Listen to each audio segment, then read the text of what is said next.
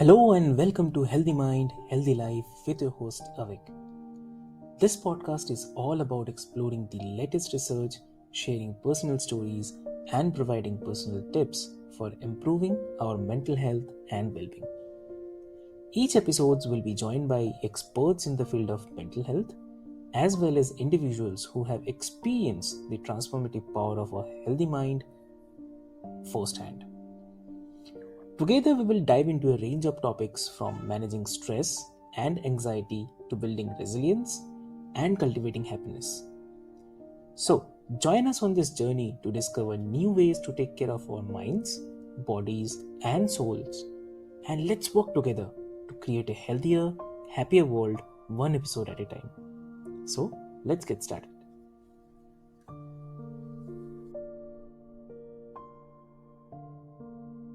Hello and welcome to another episode of Healthy Mind, Healthy Life. I'm your host Avik, and today we have an incredibly inspiring guest, Carolyn Sophia Skoron. Welcome to the show, Carolyn. Thank you so much for having me. I'm excited to be here. Lovely, lovely. So, Carolyn, before we start our conversation today, I would love to mention this to all of our listeners that Carolyn is a passionate advocate for mental health and suicide prevention. So in Yes. 2021, she published her first book, Unbreakable, which details her journey of overcoming the mental health struggles and the adversity. So she is also a dedicated public speaker, sharing her story with the kids to instill hope and resilience, reminding them that they too are unbreakable.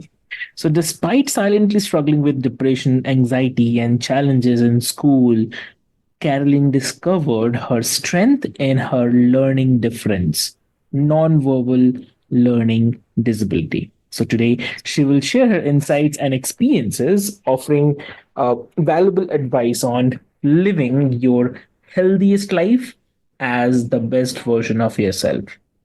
So why to wait? Let's join. Let's welcome again to the show. Welcome to the show again, Carolyn. Thank you. Thank you. Great. So, Carolyn, to start with, if you can share a bit about your journey with the mental health and what inspired you to write your first book, Unbreakable. Yeah, so, it all kind of started when I was younger. I had a lot of anxiety, which I didn't know it was anxiety at the time.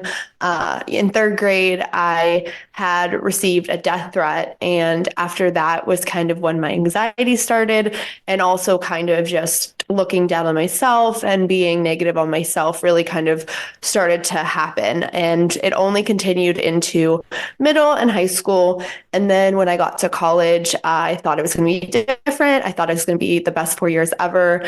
It was not for me. I really struggled a lot with depression and anxiety and really silently struggling with that. But my senior year of college, I actually got into a life-threatening car accident, which is what inspired me to write my book Unbreakable, because I grabbed my seatbelt second before the car accident, and I was very lucky to be alive. So after that, I kind of realized I needed to use my voice. Oh, that's something really. I mean, lucky that you. I mean, it saved you. Uh, So also what according to you are some of the biggest challenges that you have faced while dealing with the depression, anxiety, and how did you overcome them as well? Yeah, I think one of the biggest challenges with depression and anxiety is really, I mean, I hated myself personally, and I did not know how to take care of myself because I didn't care. Learning how to have your challenges in life and learning how to actually handle them and navigate them and not turn into a spiral is something that I had to learn. And, I will say a big part of the depression and the anxiety always goes back to the I'm not good enough, or I'm not welcome here. I don't belong here. People don't like me. What is wrong with me? Why don't I have friends? All of that sort of things kind of build up into this whole rumination of thoughts. But a struggle with that for me is I have my learning disability, nonverbal learning disability. And part of that actually contributed to my mental health with the depression and anxiety, because part of that learning disability is you tend to overthink more. You tend to ruminate more with your thoughts.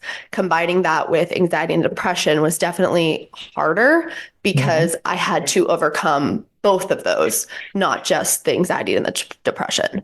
Understood. Oh, got it. So, if you can also explain that what non-verbal learning disability is and how discovering this diagnosis changed your perspective on your struggles.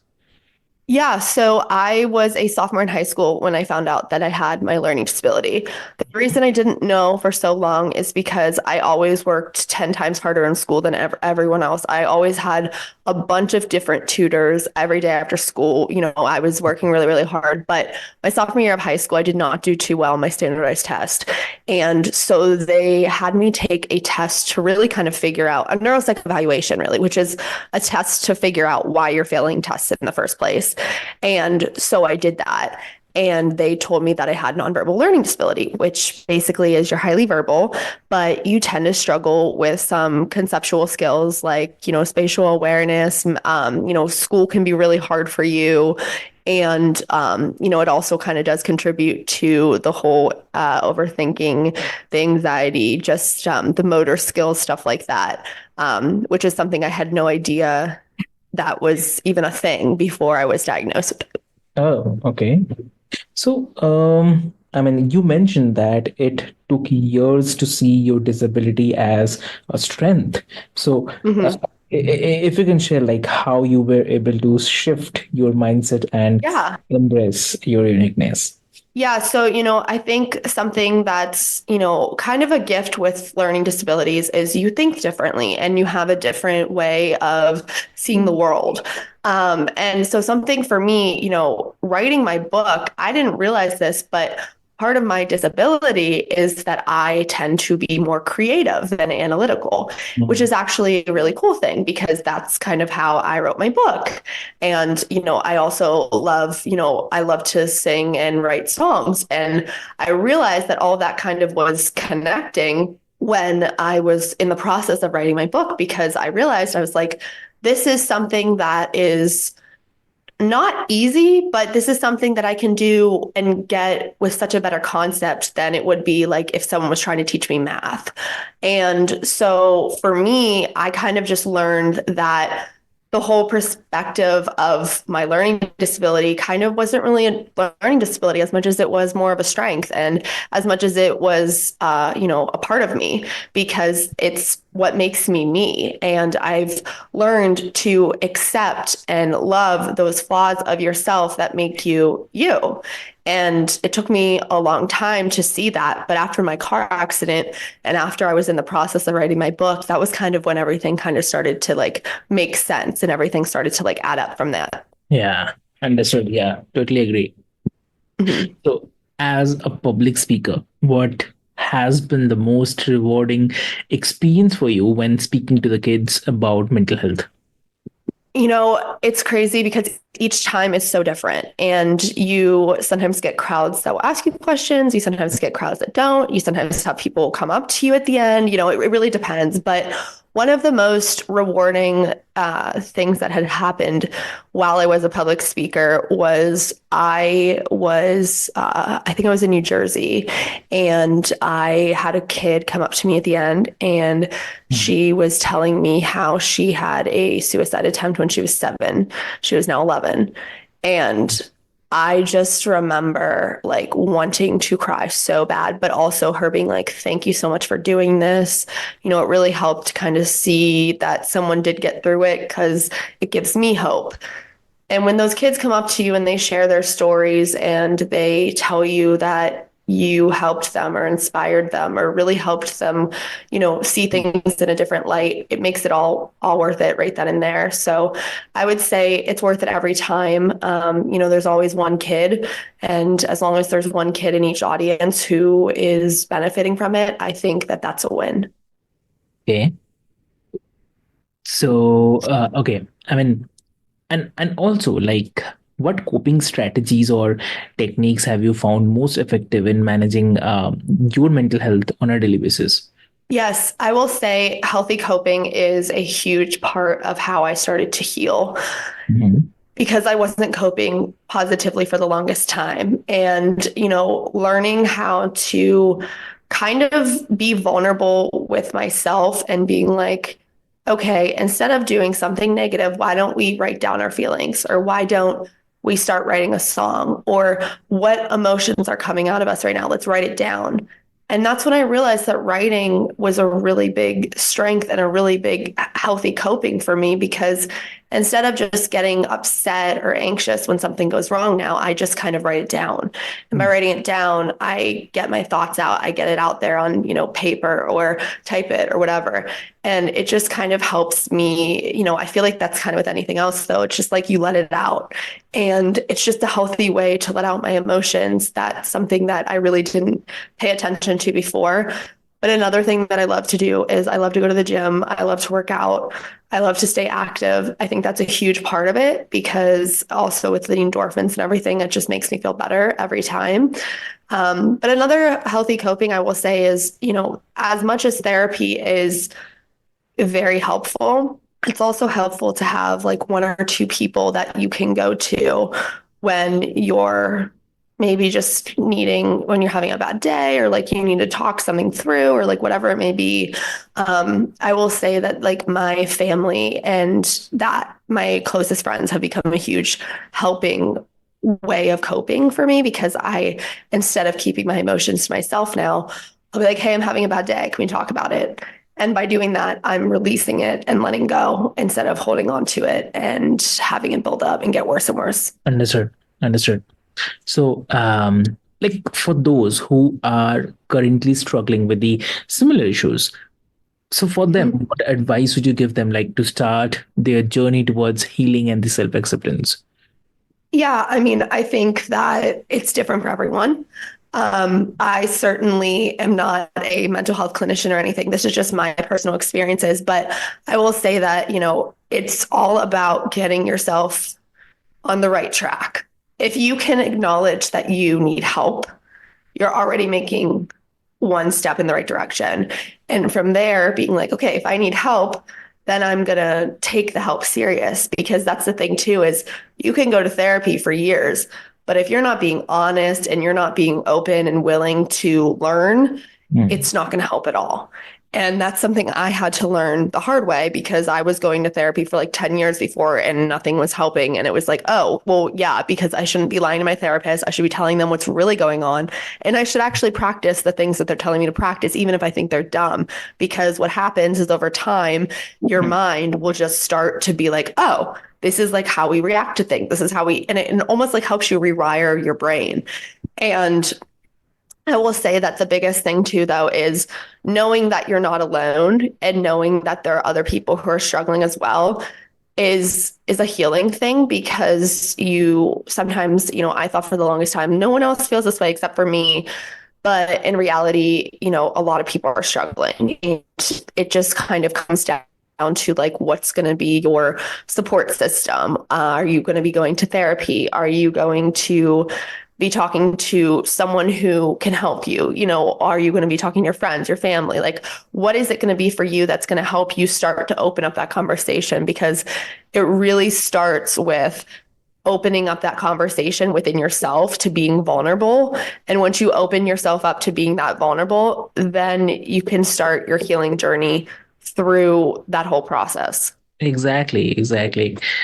So, what according to you are like the support system? Like, how crucial has your support system been in your journey? And what advice would you give to the loved ones supporting someone with mental health challenges? Yeah. First of all, like in my own journey, it's crucial that people understand love want to be by your side. And even if that's just one friend, or even if it is just your therapist or whatever it is, at least just having one person you can talk to is important. And, if you're a support person, how I always say it too is I'm like, learn more about depression and anxiety, because the more that you learn about it, the more you'll be able to empathize and you'll be able to understand it. And one of the biggest things that I always say too, communication, open communication is so crucial, because when you open that dialogue and you have it on both ends where both of you are comfortable talking about it, you won't have to worry about that barrier of like, okay, how do we break through this to make this conversation? But if you start having conversations with your friends and family and being like, how are you really feeling? What's been going on? Like, whenever my like friends are upset or something, I'm gonna be like, hey, talk to me. Like, what's making you feel like this? And like, how can we like help your anxiety right now? Like, do you want to go for a drive? Do you want to go get ice cream? Like, can we do something that's going to help release your anxiety? So it really, really does go down to the conversation and being open. And more than that too, just validating their feelings, having someone there who maybe doesn't understand, but is there for you is so crucial, because nothing is worse than when someone says, I feel like crap, and they're like, well, get over it, or like whatever. Now, in my situation, in my like own journey, I always had very supportive family. So I never really had to worry about like my feelings not being validated. But I do know that that is something that a lot of people have told me in the past of even speaking. It's like, oh, the parents might not be as supportive for them or whatever. And I'm like, why don't you start by having a conversation and telling them exactly how you feel, and also saying how, when they invalidate your feelings, how it makes you feel. So all of that, again, open communication. That's the biggest thing for sure. Lovely. That's really, really great. Yeah.